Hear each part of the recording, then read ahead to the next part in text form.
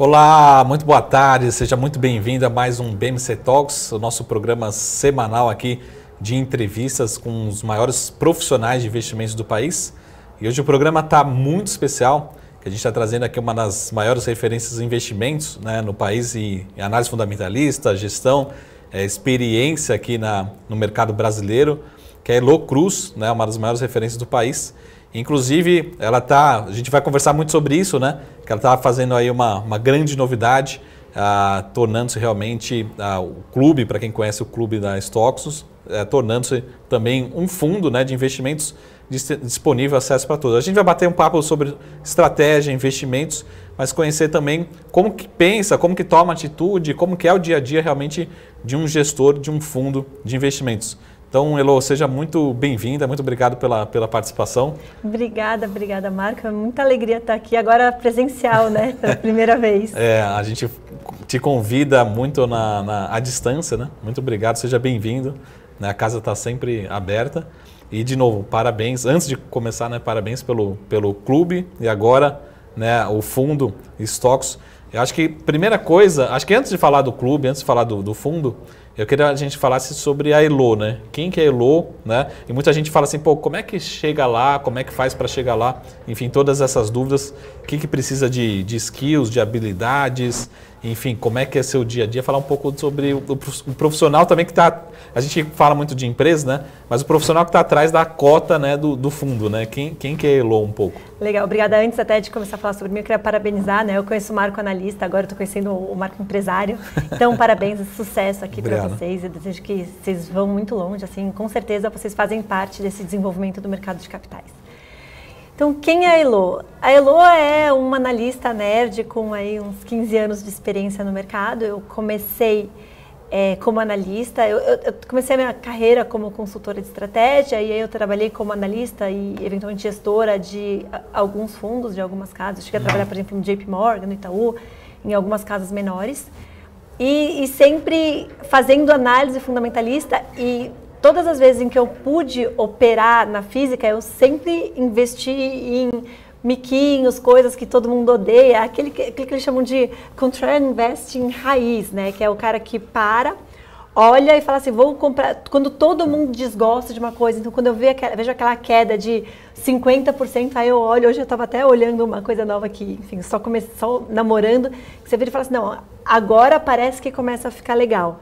E eu sempre fiz isso e quando, em 2013, eu tive meu primeiro filho, eu sempre achei que a maternidade para mim ia ser uma coisa tanto faz, assim, o meu marido queria muito, faz parte. Eu lembro que quando eu estava procurando escolinha para ele, eu procurava aquelas que ficavam das 7 da manhã às 8 da noite para ter certeza de que isso não ia atrapalhar minha carreira. Mas veio a maternidade e ele nasceu e assim, e é muito diferente. E eu olhei e falei, esquece tudo que eu pensava antes, é isso que eu gosto, é disso que eu quero fazer. Uhum. Eu parei de trabalhar e eu virei e falei assim, então vou fazer o quê? Eu vou pegar o meu dinheiro, coloco num clube de investimentos, então a partir de um certo volume de dinheiro passa a fazer sentido você ter uma estrutura. Um clube de investimentos é mais ou menos como um fundo um pouco menor, então um pouco mais barato, um pouco mais simples. Coloco num clube de investimentos, por um lado, eu não preciso mais me preocupar com DARF, que é uma coisa bem trabalhosa. Por outro lado, eu acabo conseguindo, de certo modo, ter uma cota. E aí, tendo uma cota, você consegue ter um histórico. Isso era 2013. Você abriu o clube junto ali com o nascimento do primeiro filho. Isso era 2014, assim, foi exatamente 27 de fevereiro de 2014. Vai fazer 7 anos semana que vem.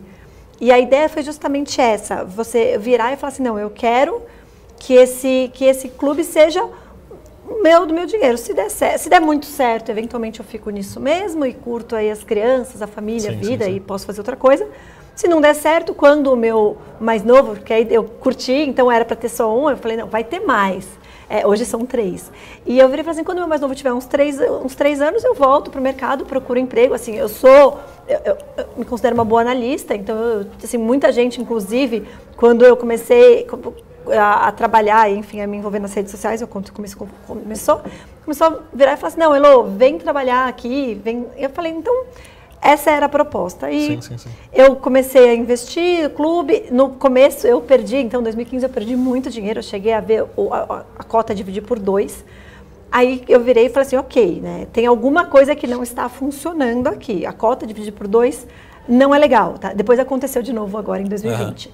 Mas eu virei e falei, então tá bom, tem alguma coisa errada. E nesse primeiro período, o que eu tinha feito? Eu tinha feito tudo sobre gestão que tinham me ensinado. E o que tem que fazer? O que um gestor faz? Um gestor tem que olhar, tem que se preocupar com o benchmark, tem que não sei o que. E aí eu virei e falei assim, ok. E quando caiu tudo, eu virei e falei assim, esquece. Historicamente, eu sempre ganhei dinheiro. Então, se isso daqui não está funcionando, então eu vou voltar a fazer o que eu fazia ou desistir. Sim. E aí foi isso que eu desmontei a carteira, fiz stop loss. Assim, eu tinha PDG, eu tinha login, eu fiz stop loss de login no equivalente a R$3 hoje. E o papel tá 15. Hoje é uma empresa completamente diferente, mas... E que eu voltei a ter, tá? E PDG não dá mais. E é engraçado esse processo também, porque tem alguns cases assim que, pelo menos eu tenho muitos problemas, acho que é um viés comportamental, né? Você acaba pegando ali desgosto do papel, né? Acaba desistindo e é difícil voltar num papel que você já perdeu dinheiro, né? Também, né? Sim, login eu voltei, mas, por exemplo, o PDG eu não voltaria. Tem um outro que eu perdi dinheiro em 2008, Tenda, que o pessoal agora deu uma escalada. Não, olha, não, gente, Tenda é para as outras pessoas, não é para mim. E aí foi isso, eu virei e falei assim, não, então eu vou voltar a fazer o que eu sempre fiz, que é comprar ações muito baratas, com potencial de dobrar, triplicar, em que os riscos já estejam todos precificados, todos os problemas estejam no preço, que o mercado odeia. E aí eu voltei a fazer isso, e aí isso foi no começo de 2016, mudei totalmente a forma de fazer e desde então, assim, eu tive uma performance super legal. O fundo vai fazer 10 anos, 7 anos agora e a cota é 10,5, dá uns 40% ao ano. Então foi isso, essa é a Elo e é isso que a Elo faz. Uma pergunta, esse movimento de certa forma é bem recente, né? A mudança e a virada de chave para fundo, né? Mas a primeira pergunta, quando você tinha clube, era só recursos próprios ou tinha, sei lá, família, alguns amigos? E segundo, como é que você acha, não sei se dá tempo, né, para responder, até pela experiência do passado, que agora também começa a envolver recursos de terceiros, né? Será que a gestão continua a mesma ou tem essa responsabilidade? Como é que muda realmente essa mudança essa promoção, vamos dizer assim, né? Era praticamente só família, recursos próprios e uma coisa ou outra de amigos. Mas no começo a ideia era começar a ir captando, então eu captei lá os primeiros amigos e aí veio a queda. E eu virei e falei assim, não sei, vou pensar direitinho. E aí depois de um tempo eu passei também a não querer. Porque eu falei, o clube não pode ser gestor e cotista ao mesmo tempo. Então, cobrar e ser cotista. Sim. E como eu era cotista, meu marido é cotista, as crianças, eu virei e falei assim, então eu acabei optando por não receber mais capital. Então, como é que muda, tá? Hoje você tem um capital de terceiros já relevante. E eu olho e, sinceramente, não mudou nada. Porque até quando as pessoas me perguntam sobre o fundo, eu olho e falo, o fundo, na verdade, é o meu dinheiro e eu te dou o direito, sob uma remuneração, de estar junto com o meu dinheiro. Então, conceitualmente, não mudou nada. Obviamente que a emoção muda um pouco. Então, perder dinheiro é bem mais triste. E ganhar dinheiro é bem mais alegre. Então, quando a cota bate all time high, ela bateu... Você divide com mais gente, né? Você sabe que todos os seus cotistas estão ganhando dinheiro. E agora já tem... Eu estou até perdendo o número, mas já tem mais de 200 cotistas. Então, é uma alegria que você sabe que está compartilhando. Então, vamos falar mais um pouco desse processo agora, né? Recentemente, né? Como é que foi esse processo? Assim, tem um processo também burocrático, né? De transformar, de abrir um fundo no Brasil, enfim, acho que em qualquer lugar do mundo. Mas também você fala onde é que está disponível, enfim, quem quiser procurar, como é que faz. Falar um pouco também desse processo. Eu também acho que é um fundo bastante acessível também, né, em termos de ticket inicial, enfim. Falar um pouco mais disso e depois a gente começa a falar um pouco também de pensamento mais estratégia do clube, do fundo em si, né? Legal. Eu quis fazer um fundo de nicho, assim. Então é um fundo pequeno, ele tem bastante vol, não é um fundo que eu recomendo para as pessoas olharem e falarem assim, não, vou colocar todo o meu capital de bolsa. Eu sempre falo assim, no máximo 1/3, 1/4 do seu capital de bolsa, porque vai ter mais volatilidade, tá? Então, tipicamente, quando a bolsa sobe, ele sobe mais, quando a bolsa cai, ele cai mais. E na média, ele, assim, acaba, se tudo der certo, ele vai subir mais do que a bolsa a médio e longo prazo. Mas eu olhei e falei, pelo meu perfil, pelo perfil de stock picking que eu faço, é muito difícil, assim, dos lugares que eu trabalhei, sempre as pessoas falavam assim, tipo, discordavam muito de mim, então eu optei por fazer um negócio pequeno, então o fundo é pequeno, e eu não queria lidar com burocracia, eu não tenho perfil para lidar com burocracia, eu não gosto de lidar com burocracia, então eu fiz uma parceria com a Orama, então eles montaram uma incubadora, que não é só para mim, mas que o meu fundo é o primeiro, eles montaram uma incubadora e eles fazem tudo. Então, como é que funciona a burocracia? Eu não tenho a menor ideia. Eu fui lá e falei assim, vocês montem tudo.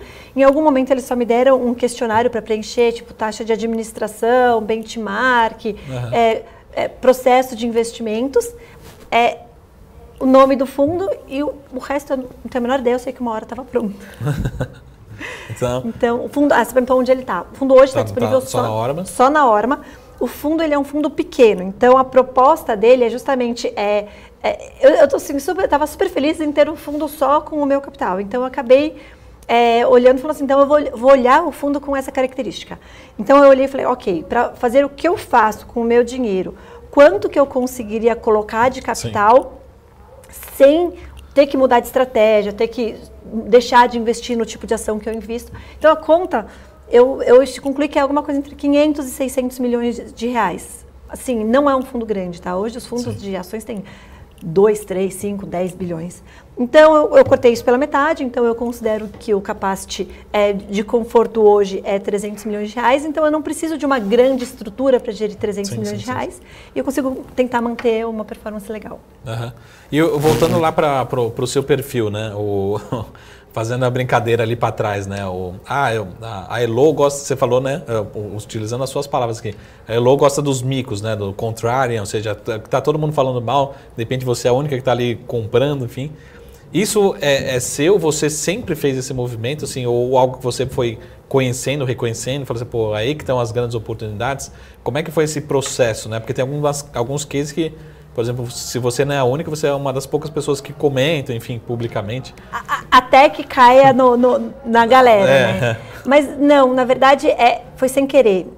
Eu descobri que o nome disso era Contrarian Investing depois. Assim. Na verdade, eu tenho um problema que eu entendo que quase tudo é valuation. Então, justamente, eu até dou curso de valuation porque eu acredito muito nisso. Então, o meu problema é que eu tenho muita dificuldade de comprar qualquer ação que seja cara. E se eu tenho dificuldade de comprar ação cara, então não faz sentido eu comprar. Então, o que sobra para comprar acaba sendo o que está muito barato. E o que acontece, assim, eventualmente uma ação cai em desgosto. Sim. Então, Petrobras lá em 2016, eu nem comprei lá, porque foi naquela época que eu estava perdendo muito dinheiro. Então, é mais difícil você comprar um negócio que corre o risco de quebrar. Hoje eu tenho, assim, na minha carteira algumas coisas que, enfim, as que não estão correndo o risco de quebrar agora, elas estavam correndo 6 meses atrás. Mas então o que acontece você acaba olhando e falando assim, onde é que eu tenho margem de segurança, né? Margem de segurança, para mim, que a essência onde é que eu consigo comprar tão barato, mas tão barato, que mesmo se alguma coisa der mais ou menos errada, ou razoavelmente errado, eu ainda paguei menos do que vale.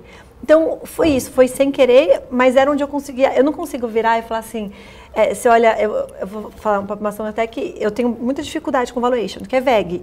Assim, para valer VEG os R$90 que estava outro dia, você precisa acreditar que ela vai crescer a receita cerca de 17%, 18% ao ano, sendo que o histórico, digamos, dos últimos 10 anos foi 11%. Então, isso eu não sei fazer. Mas a empresa é boa. Tudo bem, mas eu não tenho margem de segurança. Porque ela precisa ser muito melhor do que ela estava sendo para continuar. Então, acaba que sobra para mim os micos, as empresas que ninguém gosta, porque é lá que eu sei que é ok, eu durmo tranquila. Perdi dinheiro na pandemia, a cota caiu mais de 60%. Mas assim, eu estava tranquila de que as minhas empresas iam sobreviver e era só uma questão de tempo. Então, foi isso. Eu voltei, recuperei. Semana passada, eu bati a cota que eu tinha antes da pandemia. E falando desse ponto, por exemplo, que você falou, então, você acha que no fundo, na sua estratégia, na sua visão, não tem espaço, esses cases que nem VEG, por exemplo, nunca vão fazer parte, até uns cases novos, assim, que a gente está, pelo menos a minha visão, né, aprendendo a avaliar, então cases de tecnologia ou empresas lá de fora, enfim, que são negociados realmente a múltiplos muito, muito caros, né? Será que eles nunca vão fazer parte, ou não é o seu perfil, não é estratégia, ou de repente um peso pequeno, né? Como é que esse tipo de papel pode entrar ou não dentro do seu mundo de análise? Pode, e eu tenho empresa de tecnologia hoje na minha carteira. Assim, conceitualmente, assim, junto com a margem de segurança, eu olho a simetria. Então, eu não falei, mas eu comecei a minha carreira em consultoria de estratégia e eu tinha um foco em inovação. Então, o que acontece? Na hora que você olha inovação, o que você pode olhar e falar assim, qual que é a taxa de retorno esperada desse projeto e qual que é a chance desse projeto chegar na taxa de retorno esperada. Então, às vezes você vai ter um projeto normal, de uma empresa normal, que você tem lá uma taxa de retorno. Você pega uma Simpar, por exemplo, tem lá uma taxa de retorno de 20% para o equity em qualquer coisa que eles façam, que é uma taxa de retorno legal, e eles sabem que não vai desviar muito daquilo. Eu gosto de olhar e falar assim, não, eu quero, tem algumas empresas que são assim, você compra a ação, se der certo, ela vai te multiplicar por 10 na sua mão. Vou dar um exemplo, Inepar está na minha mão agora multiplicado por 5. Cabe multiplicar por 10? Cabe. Se der errado, ela quebra, então você coloca um capital pequeno. Sim. E aí vai. Então, assim, não necessariamente vai dar certo. Em empresas de tecnologia, na hora que você olha, você vai virar e falar assim, ok, então você pega fala uma qualquer. Tipo, empresa de tecnologia nova, velha, antiga, tem as antigas TOTUS. Não, essas antigas você vai olhar e falar, mas se fosse uma TOTUS, você vai falar assim, então tá bom, então qual que é o mercado da TOTUS, o mercado grande? O mercado grande é o SAP para empresa menor. Então, qual o percentual das empresas menores já tem SAP? E aí, assim, você vai fazer uma análise, né? Isso se chama o business case. Então, qual que é o potencial de mercado, quanto tempo dá para crescer? Eu sempre considero que ela vai crescer num tempo razoável.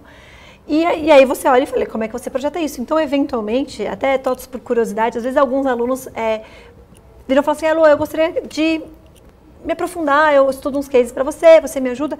E até aconteceu de uma aluna virar e falar assim, eu quero estudar TOTUS. Aí ela falou, Elô, sempre fala de conservadorismo, a empresa vem crescendo 15% em média, né, ao ano, por um tempo, mas eu estou colocando isso para 10. Eu falei, não, TOTUS tem espaço para crescer mais, enfim. Sim.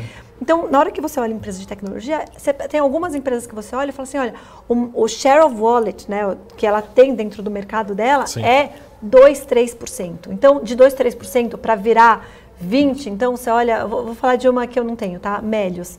Melius tem um share of wallet dentro dos clientes dela de, agora não vou lembrar, mas tipo 7, 8%. Sim. Então, na hora que você vira e fala assim, os clientes dela quem são? São os e-commerces. Quanto que esses caras crescem? 30% ao ano. Então, para Melius dobrar, não tem nenhum desafio. Então, você pega um modelo e virar e falar assim, e se ela der uma dobrada? Dobrar uma vez só. Sim. Quanto que ela precisa crescer a partir dali? E qual que é a chance que eu acredito dela dobrar? Você olha um pouco o resultado histórico, você entende um pouquinho, poxa, agora ela vai estar com dinheiro, ela pode fazer alguns M&As. M&A de startup é um M&A muito barato. Assim, então você olha, de novo, né? Essa eu não tenho. Mas aí você olha e fala assim, tem potencial. Então não quer dizer que eu não entre em tecnologia. Sim. Mas quando você olha múltiplo, você perguntou de múltiplo, assim, eu acho que friamente, talvez uns 50%, no máximo, uns 50% da Bolsa Brasileira cabe olhar múltiplo. Acho que nem mais que isso.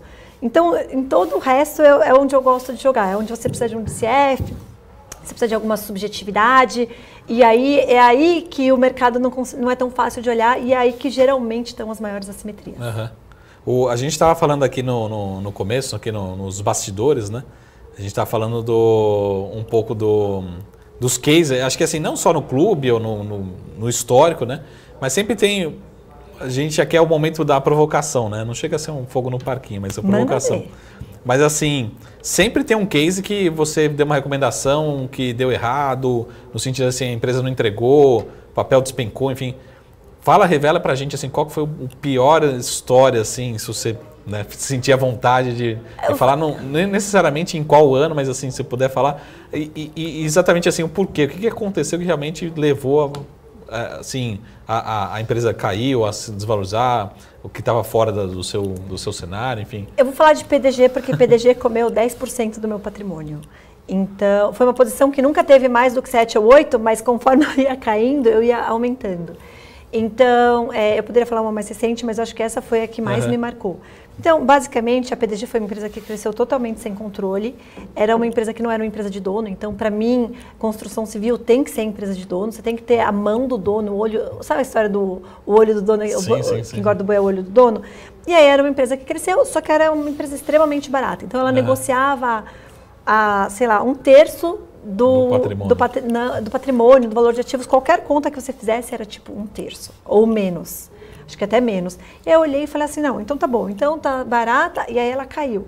O news flow, ele aparentava ser muito negativo, mas assim, logo que ela caiu, acho que era menos de 1/3, era tipo 20%, foi para 10%. Aí eu fiz médio, e aí eu fiz médio. Eu nunca maior do que 10%. Tipo 7, 8, mas assim, eu cheguei a colocar... Assim, eu sei que ela me comeu uns 10% do patrimônio. Então, aí assim, algumas coisas que eu aprendi. O preço médio é só quando a empresa nada mudou e a ação caiu. Então, por exemplo, na crise eu estava 100% comprada, mas eu tinha umas puts. Então, puts viraram dinheiro... multiplicaram por 100, assim. Sim. Pena que eram poucas. Mas aí o que aconteceu? Eu peguei e comprei Simpar, que já era a minha maior posição, é a empresa... É a minha maior posição. É a empresa que eu mais conheço e era uma empresa que eu tenho bastante segurança e dividiu por 4. Tinha mudado alguma coisa? Não. Você falava com a empresa e falava assim, e aí? Aí eles falaram assim, olha, isso abriu. Alto parou, papel e celulose continua igual, não sei o que, continua igual, a gente tem bastante exposição razoável a alimentos, enfim, medicamentos continua igual. Então você vira e fala assim, putz, então a empresa vai sofrer em altos. E no final das contas, assim, e aí o que eu olhava, e a minha percepção era a seguinte, com uma pandemia, se tem uma coisa que eu não quero, é pegar Uber. Eu voltei a pegar Uber, sei lá, 2 meses atrás. Então, eu virei e falei assim, 3 talvez. Mas assim, eu virei e falei assim, então, eu fui lá e aumentei. Então, assim, na hora que você olha, você vira e fala assim, então isso foi uma lição aprendida. Preço médio só sem mudança de fundamento. Eu tive agora, na pandemia também, vou falar outra, Meal caiu, e aí caiu, porque restaurantes pararam, e, enfim. Para quem não conhece, deixa eu só fazer o disclaimer. Disclaimer não, a tradução, né? Para quem não conhece a Meal, é a famosa EMC, né? E só lembrando que nada disso é recomendação, tá? Só tô contando uns causos. E aí ela caiu, aí eu virei e falei assim, ok, tipo, deixei cair, aí eu virei e falei assim, ok, então, tipo, nada piorou. Aí até cheguei a aumentar, aí uma hora eu olhei e eu não tinha caixa para comprar as techs. Quando eu virei e falei assim, eu vou começar a olhar essas techs. Aí eu olhei e não tinha caixa, não tinha perspectiva de melhora. E aí, quando você é acionista de uma empresa, você vai testando. Então, toda vez que eu fui dar curso no ano passado, passava no aeroporto, comprava comida ruim. Passava no frango assado, comprava comida ruim. Assim, liguei no KFC, pedi um lanche, eu tenho 3 filhos pequenos, o lanche veio totalmente apimentado, assim, um lanche que não era para ser um lanche apimentado. Conclusão, as crianças não comiam. Aí o lanche das crianças não vinha brinquedinho. Eu falei assim, tipo, chega, eu precisava do dinheiro, zerei. Então, sim. E voltando lá só para a PDG, para a gente terminar, o que realmente deu errado? Assim, por exemplo, você acha que você tinha uma posição maior do que devia ter? Você acha que foi um erro micro ali, difícil de gerenciar? Enfim, o que... O que deu errado a empresa deu errado. Acabou a empresa. Então, se você olhar o balanço da empresa, acabou. E, assim, a empresa estava deteriorando e o que deu errado foi a empresa não tinha estratégia, ela investiu alto, que é um medo que eu e todo mundo temos agora nesse ciclo. Ela investiu mal, comprou caro o terreno, se endividou demais. Então, assim, a empresa estava errada. O que eu achava é que eles iam conseguir, nem que eles vendessem com 50% de desconto os apartamentos abaixo do custo, que faria o equity valorizar. Só que aí, quando apareceu proposta para vender muito abaixo, eles, vai destrói valor. Não é destrói valor, é sobrevivência. Então, aí foi isso. Aí uma hora eu virei e falei assim, eu não conseguia mais pensar em outra coisa que não PDG e login. Quando meu filho segundo nasceu, eu estava na maternidade, em 2 dias de maternidade eu perdi 8% do patrimônio do fundo. Eu falei assim, acabou, eu não quero mais pensar nessas ações, eu quero recomeçar a minha vida, recomeçar a minha cota. Aí eu topei a posição e... eu não sei se chega a ser um erro, assim, mas, por exemplo, vamos supor, agora a gente está tendo vários IPOs e, de certa forma, me corrija se eu estiver errado, acho que a gente não tem ainda capacidade para analisar tudo de tudo, né? E o investidor, principalmente pessoa física, quer entrar em tudo, né? Quer entrar, não, agora é cash, agora é esse case, MOS, enfim. E às vezes, de repente, é melhor você ter uma análise muito aprofundada em um case, mesmo que seja da economia tradicional real, né? Do que querer também participar de tudo, né? Você acha que o investidor também, principalmente pessoa física, não erra muito assim de querer estar em tudo que é da moda ao mesmo tempo e querer acertar em tudo, né? E às vezes acaba maximizando o erro, né? Nesses movimentos, né? Todo ciclo grande de IPO, como é o que a gente está vivendo agora, você entra numa fase de flipper. Então, o que acontece? O cara olha e fala assim, começa a ter os IPOs que dobram em 2 meses. Aí o cara vira e fala assim, o negócio é comprar IPO. Então, o cara tem dinheiro para comprar aí ele põe o dinheiro todo naquele, tenta ganhar 20% no dia, aí ele flipa, vende para entrar no IPO do dia seguinte, que ele até já sabe qual é a alocação. E aí você Então, assim, o que aconteceu agora é você teve a Mosaico, que começou a ficar super hot, aí os IPOs começaram a ficar super hot, aí você teve o IPO da Mosaico que subiu 90% no dia. Só que no giro, assim. Então, o que aconteceu? Muita gente ganhou e vendeu para ficar no próximo, e o IPO já voltou, acho que está subindo uns 40% desde mais ou menos. Mas assim, então assim, voltou por quê? Porque a gente já estamos na euforia.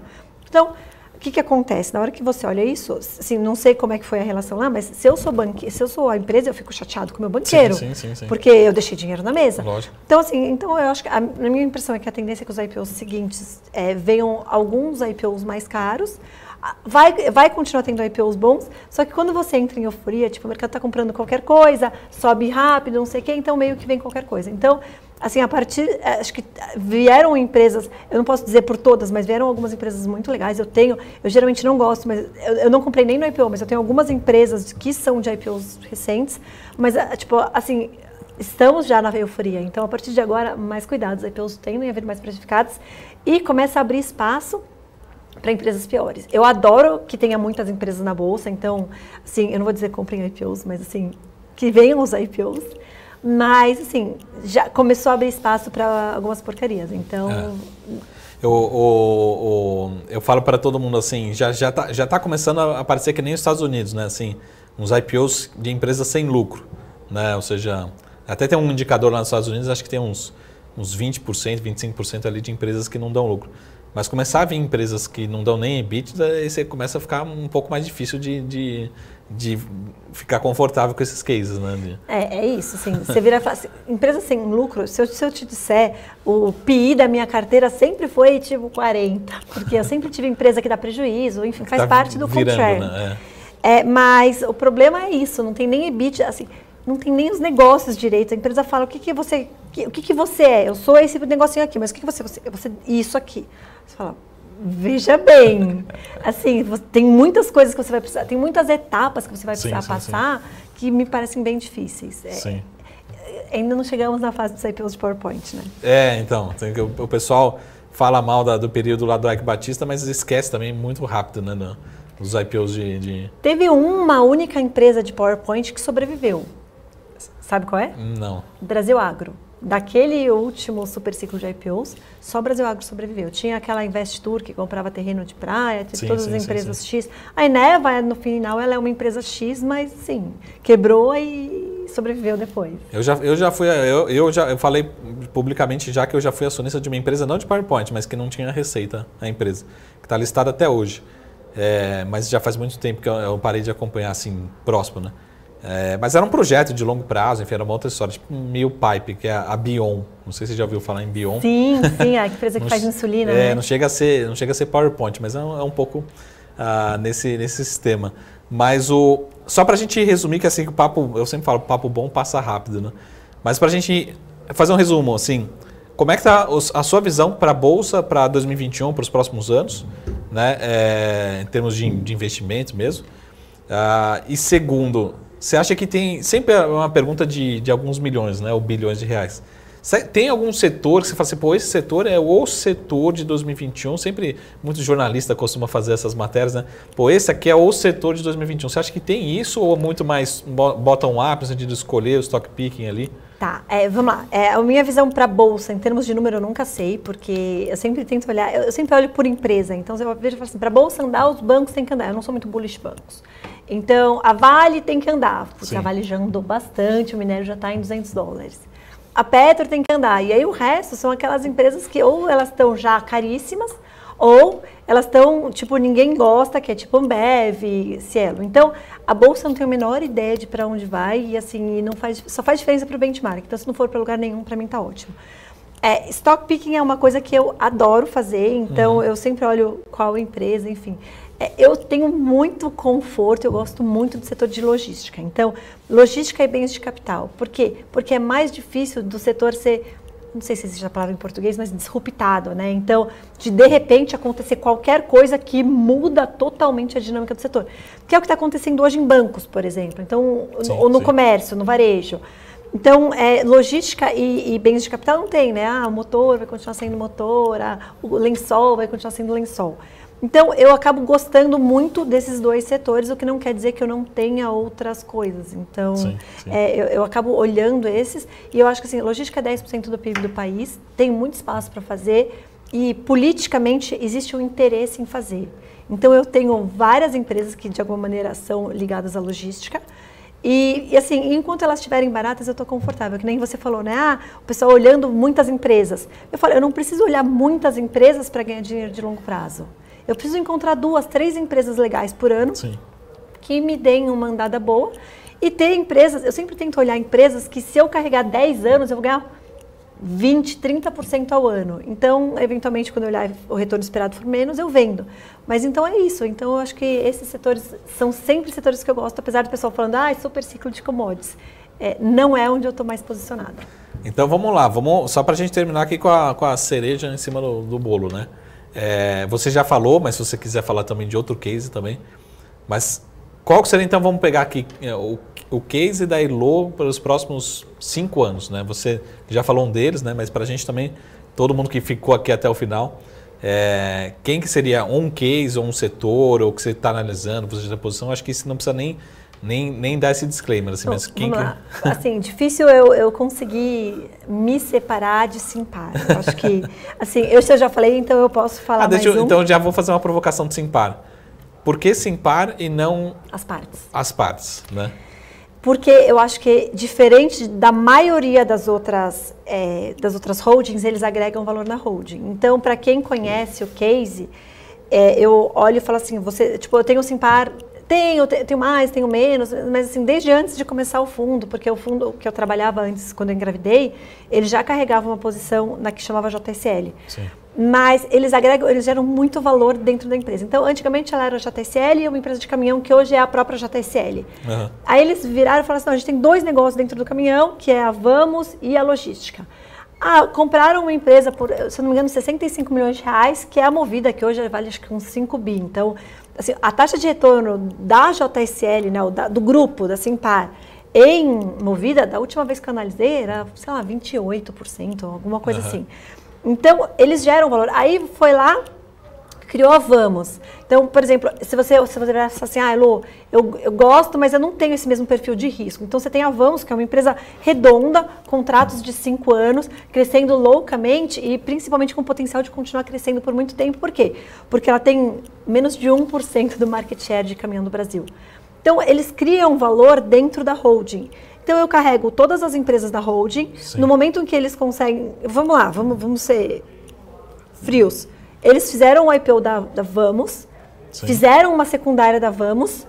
Dias depois, eles soltaram um fato relevante de que iam fazer um leilão para comprar a Simpar. Por quê? Porque a Vamos estava valendo 7,8 bi e a Simpar, que tem 80% da Vamos, 72% da JSL, 55% da Movida, a Simpar estava valendo 8 bi e pouco, 500 milhões de reais a mais.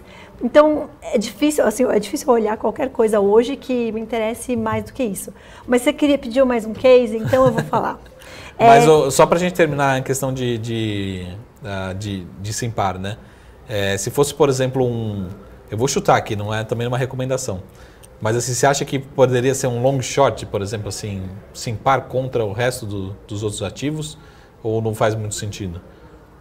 Não, eu acho que não faz muito sentido, porque, por exemplo, eu tenho a expectativa de que o mercado meio que não gostava da Simpar e agora ela começa... Assim, todo analista que eu conheço que parou para estudar, para fazer conta, acabou comprando a ação. Mas é uma empresa que tem 5 empresas embaixo. Então, o cara tem que tomar uma decisão de fazer conta de Simpar, é uma decisão pelos próximos 2 meses e se dedicar tempo nisso. Sim. Mas não, porque o mercado vai olhar cada coisa diferente. Então, por exemplo, a Movida está num momento de resultado muito forte. A Vamos, ela é uma empresa que eu acho que ela vai negociar com aqueles múltiplos exorbitantes. Então, assim, se a Vamos subir muito mais do que a Simpar, no curto prazo, pode acontecer. Sim. Então, eu não acho que é um long short que vale a pena. Eu prefiro shortear um negócio que seja caro, raiz. Entendi.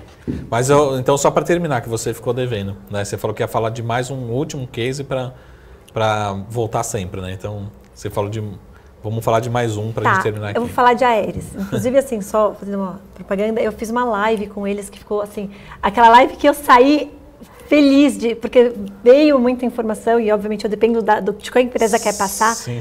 Mas a Aeris é uma empresa que faz pá eólica. Então, para quem não sabe, eu falo que é uma florzinha, né? Mas uma turbina eólica, né? Uma florzinha, ela é uma torre. Aí você tem a máquina lá em cima e a máquina tem 3 pás. Sim. E as empresas que fazem, tem 5 empresas mais importantes, fora a China, né? A China é um mundo à parte. Mas tem 5 empresas mais importantes que fazem isso e elas começaram mais recentemente a terceirizar a pá.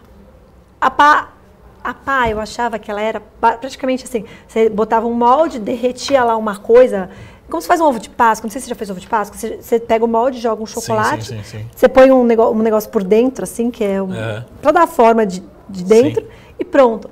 E assim, e tem muita tecnologia envolvida, e principalmente assim, uma falha numa pá é um problema grande numa peça que é só 20% de importância no todo. Então, eles acabaram se desenvolvendo, eles têm tido uma aceitação super boa, está divulgado no mercado que eles estão negociando um contrato grande, de mais de 2 bilhões de reais, com a Siemens. Então, assim, é uma empresa... E eu acho que a energia eólica, pelo custo, pela sustentabilidade, assim, eu não sou uma pessoa ESG, mas eu sei que o mercado paga por isso. Então, eu acho que a energia eólica vai crescer muito e à medida que a matriz energética vá para alguma coisa mais limpa, mais renovável, eu acho que tem muito espaço para crescer e a empresa tem entregue um bom produto, que isso importa, né? Não é... Eu sou acionista da Unipar, a gente teve a Texis que dava um monte de problema e eles estão entregando um bom produto, eles têm uma localização boa, assim, é um negócio com mão de obra intensiva. Então, eu acho que tem muita coisa acontecendo no setor, tecnologia crescendo, relacionamento deles com a empresa. Então, mesmo que ela não tenha aquele múltiplo que eu gosto, eu gostava mais do múltiplo quando eu investi, acho que tem um potencial aí de crescer rápido, enfim, e muito ao longo dos próximos anos. E já curiosidade, assim, de múltiplo, o que seria, assim, para quem vou sair daqui e vou fazer uma avaliação de Aeris. Ela é uma empresa industrial, uma empresa de energia, onde é que seria uma empresa de dividendos, uma empresa previsível? Qual que é a característica dela? Ela é uma empresa industrial, cujo tecnologia, o P&D extremo, assim, não é desenvolvido por ela, então ela recebe o molde e que faz uma terceirização para empresas que não estão conseguindo produzir na mesma qualidade que ela. Sim, então ela é uma empresa industrial, mas que faz uma tecnologia absolutamente complexa, né, que é o compósito, são materiais compostos, né? Então são vários materiais dentro da mesma dentro do mesmo molde. Então, é uma empresa industrial num setor que cresce aceleradamente e que todas as grandes macropolíticas globais tendem a beneficiar esse setor. É isso que eu enxergo. E só para terminar, você falou do SG.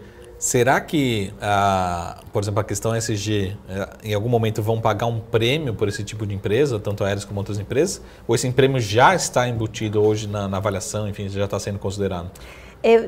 Assim, já que vamos falar de múltiplos, assim, acho que o múltiplo que eu mais gosto é o que eles chamam de Price Earnings Growth.